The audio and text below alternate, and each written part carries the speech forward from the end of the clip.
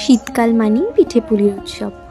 আগে যখন বাইরে থাকতাম মা মাঝে মধ্যেই এই দই পিঠে বানিয়ে আমায় দিয়ে পাঠাতো। বন্ধুরা অনেকবার এই রেসিপিটা জানতে চেয়েছে, ওদের বলেছিলাম মায়ের থেকে জেনে রেসিপিটা ওদের আমি জানাবো।